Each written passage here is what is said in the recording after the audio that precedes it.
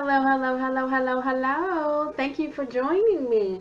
We're going to go ahead and get right on into the review selection of the day, which is Ties That Tether by Jane Igharo. And this is the book cover. All right, this is about a woman named Azir. Now, I do not know if that is the way the name is supposed to be pronounced. However, that is how I pronounced it throughout reading this book. So, if I am pronouncing it wrong, I do apologize. But she is of Nigerian descent that has migrated to Canada with her mother and sister, and that occurred after the death of her father. They migrated to Canada when she was a minor. The storyline does touch briefly on that experience of acclimating to Canada. Azir is being held hostage by a promise made to her father on his deathbed and her family's expectations. Raphael and his family is from Spain and migrated to Canada. And I believe this occurred when he was a minor, because there is a part that alludes to or says that he went back to Spain in the summers to visit family and his grandmother. So the way that it sounded like that was occurring in his youth times, not adult times, but youth times. He has lingering guilt from his past. And the two cross paths for an electric one-night stand. And after some time has passed, they have an unexpected, life-altering reconnection. Okay? Due to the different backgrounds, there is trouble in what could be paradise. Azir's parental expectations and her promise to her dying father are at war with her personal desires.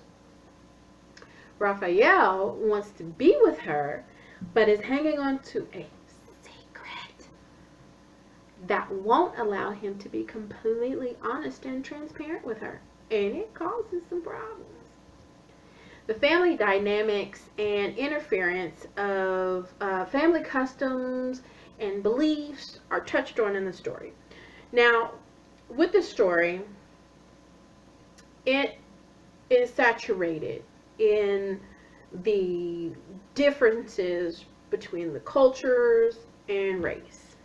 Okay, so this book is heavily directed with that aspect. One family is open and inviting, and the other is opposed to cross-cultural relationships. The author also touches on the all too familiar aspect of mother and daughter control tug of war. Okay, there is an additional secret revealed that will drop your jaw. You're gonna be like, what, hold up. So, Azir has to journey into becoming her own woman. You know, will she be able to resist the pressures of her mother dictating her love life and stand as a woman in charge of her fate? Will Raphael wait for her to be completely his, or will he move on? Will he be able to reveal his secret and be free of his guilt? Well, I'll let you read the book to find that out. It was interesting to see the cultural relationships um, and how they really impacted Azure and the storyline. The expectations placed on her, I think, are not necessarily isolated to a culture. I think in some respects, to some degree, all parents, well, maybe not all parents, some parents prefer their child to be with a certain race or group of people. And then some don't care. They just want their child to be happy. In this particular book, the mother, Azure's mother, is heavily tied to her culture in Nigeria. She is very vocal that she wants Azure to be with a Nigerian man. And I think Azure has some conflict because she wants to be happy with whoever she wants to be happy with, but she has that tug of war of trying to meet her parental expectations. And so it kind of gets a little irritating when I read it to see Azure ping pong between men, because you just want to tell her, just make your mind up and stick to it. But, you know, it's part of the story.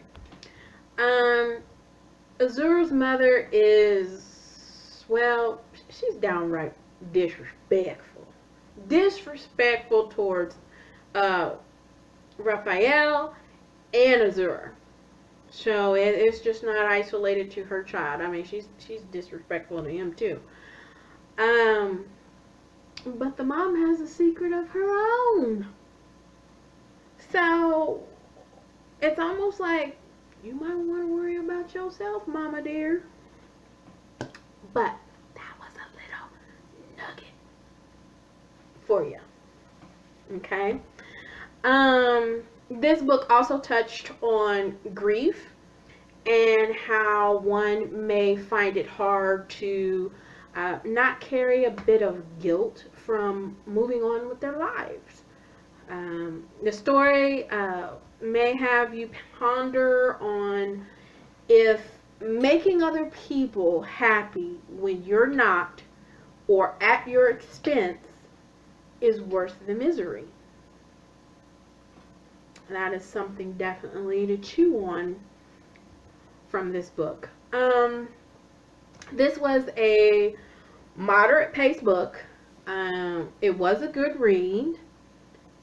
I did give it a 4 out of